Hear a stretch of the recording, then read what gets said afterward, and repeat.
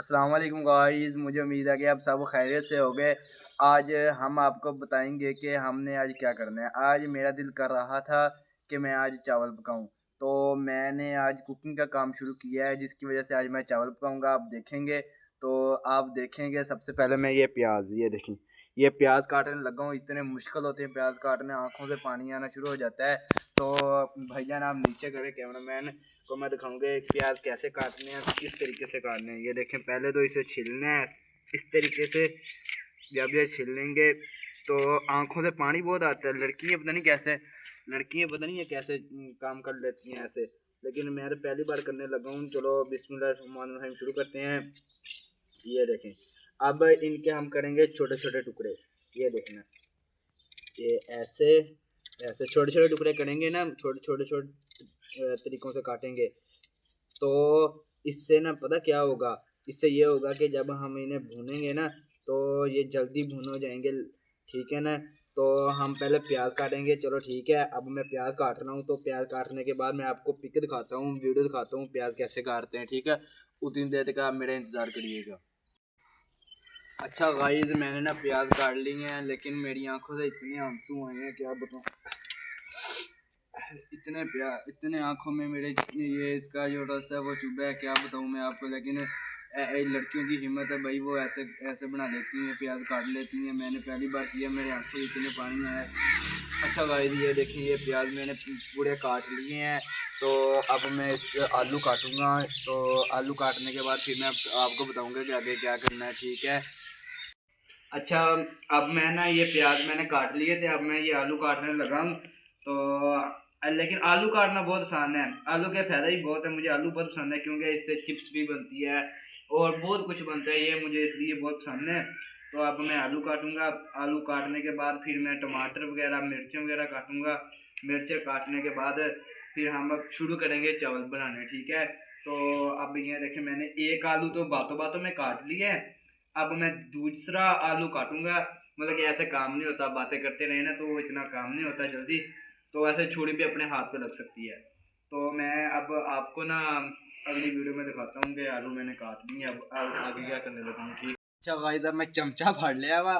ਆ ਦੇਖੋ, ਹੁਣੀ ਹੁਣੀ ਮੈਂ ਅੱਗ ਬਾਲੀ ਵਿੱਚ ਪਿਆਜ਼ ਪਾਇਆ ਤੇ ਨਾ ਇਹ ਇਦਾਂ ਚਿੱਟੇ ਵਾਈਟ ਹੈ ਨਾ।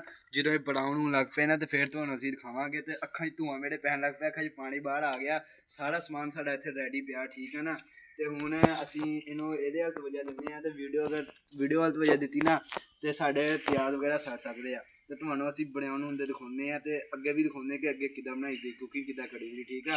ਮੈਂ ਹੁਣ ਹੈਗਾ ਤੇ ਮੁੜਨਾ ਵਾ, ਪਰ ਕਰਦਾ ਕੁੜੀਆਂ ਲਈ ਕੰਮ ਪਿਆ ਵਾ। ਠੀਕ ਆ ਨਾ। ਤੇ ਇਦਾਂ ਨੂੰ ਤੁਸੀਂ ਕੰਮ ਕਰਕੇ ਮੈਨੂੰ ਦਿਖਾਈਓ। ਠੀਕ ਹੈ ਨਾ। ਚਲੋ ਠੀਕ ਆ। ਅੱਛਾ ਦੋਸਤੋ, ਆ ਦੇਖੋ, ਹੁਣ ਪਿਆਜ਼ ਨਾ ਜਿਹੜੇ ਆ ਦੇਖੋ ਬਰਾਊਨ ਹੋ ਗਏ ਆ। ਤੇ ਹੁਣ ਆਪਾਂ ਇਹਨਾਂ ਵਿੱਚ ਪਾਉਣਾ ਵਾ ਬਾਕੀ ਚੀਜ਼ਾਂ ਇਹ ਹੈ ਕਿ ਆਲੂ, ਮਟਰ ਤੇ ਟਮਾਟਰ ਪਾਉਣੇ ਤੇ ਮਿਰਚਾਂ ਵੀ ਨਾਲ ਪਾ ਦੇਣੀਆਂ। ਠੀਕ ਆ ਨਾ। ਚਲੋ ਅਸੀਂ ਤੁਹਾਨੂੰ ਨਾ ਪਾ ਕੇ ਫੇਰ ਦੱਸਦੇ हैं। ठीक है। सारा ये देखें, ये आलू मैंने डाल दिए हैं। अभी ये टमाटर मैं डालूंगा।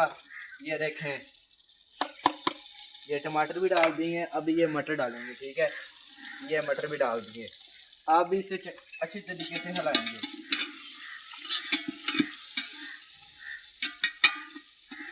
ये हिला रहे हैं, तो जब ये भी थोड़ा थोड़ा पकना शुरू हो जाएंगे ना तो फिर हम मतलब कि अगला काम अगली वीडियो में करते हैं। अच्छा दोस्तों, मैं ना ਹੁਣ ਸਾਰਾ ਕੁਝ ਵਿੱਚ ਪਾ ਲਿਆ, ਪੱਕਣ ਤੇ ਆ ਗਿਆ ਸੀ। ਆ ਦੇਖੋ, ਹੁਣ ਇਹਦੇ ਵਿੱਚ ਮੈਂ ਪਾਣੀ ਪਾ ਲਿਆ ਵਾ ਤੇ ਇਹਨੂੰ ਹੁਣ ਆਪਾਂ ਨਾ ਥੋੜੀ ਦੇਰ ਬਾਅਦ ਪੱਕਣ ਦੇਣਾ। ਜਦੋਂ ਪਾਣੀ ਪੱਕਣ ਲੱਗ ਪਿਆ ਨਾ ਫਿਰ ਇਹਦੇ ਵਿੱਚ ਆਪਾਂ ਪਾਉਣੇ ਆ ਚਾਵਲ।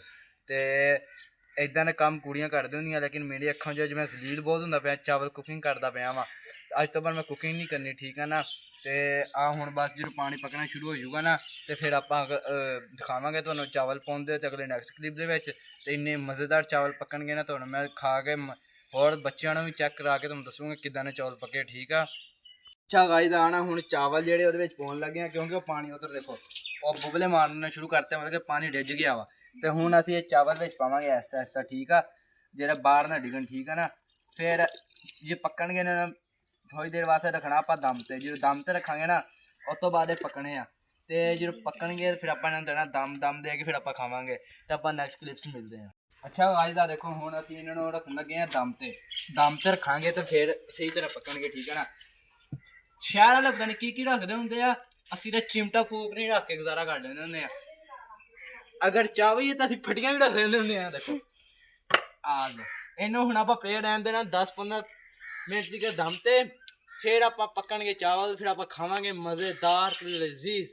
ਤੇ ਤੁਹਾਨੂੰ ਵੀ ਅਸੀਂ ਦੱਸਾਂਗੇ, ਹੋਰ ਵੀ ਬੱਚੇ ਬੁਲਾਵਾਂਗਾ ਮੈਂ ਇੱਕ ਜਾਂ ਦੋ, ਤਾਂ ਉਹਨੂੰ ਵੀ ਮੈਂ ਕਹੂੰਗਾ ਖਾ ਕੇ ਚੈੱਕ ਕਰੋ, ਫਿਰ ਤੁਹਾਨੂੰ ਦੱਸਣਗੇ ਕਿੱਦਾਂ ਦੇ ਪੱਕੇ। ਠੀਕ ਆ। ਅੱਛਾ ਯਾਰ ਦੋਸਤੋ, ਮੈਨੂੰ ਇੱਕ ਚੀਜ਼ ਦਾ ਤੁਹਾਨੂੰ ਦੱਸਣਾ ਭੁੱਲ ਗਿਆ ਸੀ। ਮਸਾਲੇ ਤੇ ਇਲਾਇਚੀ ਜੋ ਕੁਛ ਵੀ ਹੁਣ ਪਾਉਂਦੇ ਆ, ਮੈਨੂੰ ਨਾਮ ਤੇ ਨਹੀਂ ਆਉਂਦੇ ਮਸਾਲੇ ਪੂੜੇ ਦਾ।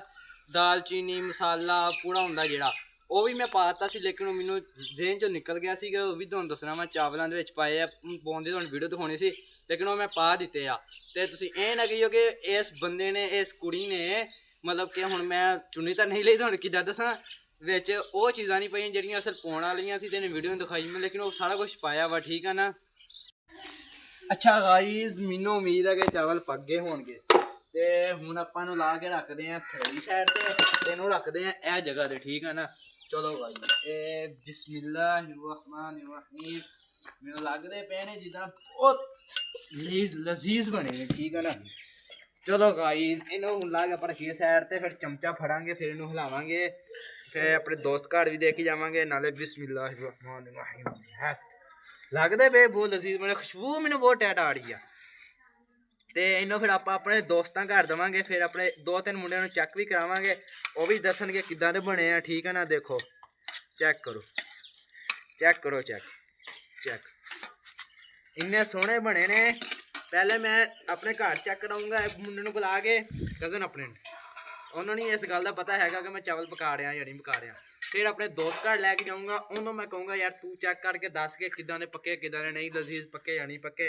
ਤੇ ਹੁਣ ਤੁਸੀਂ ਵੀਡੀਓ ਆਪਾਂ ਐਂਡ ਕਰਦੇ ਹਾਂ, ਹਲੇ ਨਹੀਂ ਕਰਨੀ ਐਂਡ, ਤੇ ਬਸ ਚਾਵਲ ਹਿਲਾਉਣੇ ਨੇ ਇਸ ਵਾਸਤੇ। ਫਿਰ ਆਪਾਂ ਐਂਡ ਕਰਦੇ ਹਾਂ, ਤੇ ਬਾਅਦ ਚੋਂ ਅਗਲੇ ਨੈਕਸਟ ਕਲਿਪਸ ਫਿਰ ਆਪਾਂ ਮਿਲਦੇ ਹਾਂ। ਠੀਕ ਆ ਗਾਈਜ਼, ਮੈਂ ਨਾ ਹੁਣ ਅਸੀਂ ਚੌਲ ਟੇਸਟ ਕਰਕੇ ਦੇਖੇ। ਆਹ ਦੇਖੋ, ਅਸੀਂ ਚੌਲ ਰੱਖ ਲਏ ਆ, ਮੇਰਾ ਕਜ਼ਨ ਬੈਠਾ, ਤੇ ਅਸੀਂ ਦੋਨੇ ਹੁਣ ਖਾਵਾਂਗੇ ਚੌਲ। ਆਹ ਦੇਖੋ, ਤੇ ਅਸੀਂ ਤੁਹਾਨੂੰ ਦੱਸਦੇ ਹਾਂ ਕਿੱਦਾਂ ਦਾ ਟੇਸਟ ਪੱਕਿਆ। ਚਲੋ ਭਾਈ ਸਾਹਿਬ ਜੀ, ਕਰੋ ਬਿਸਮਿਲ੍ਲਾ, ਸ਼ੁਰੂ ਕਰੋ।